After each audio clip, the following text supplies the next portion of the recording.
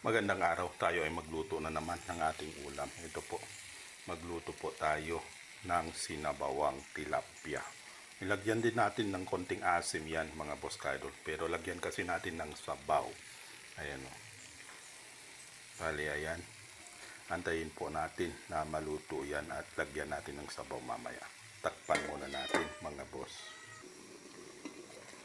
Ayan. Kumukulo na po. Magdagdag po tayo ng tubig niya o sabaw mga boss ka-idol. Ayan. At syempre, maglagay din po tayo ng konting pampalasa. Then, takpan muna natin. Ayan mga boss. Luto na po itong ating sinabawang tilapia. At syempre, titikman natin yan mga boss ka-idol.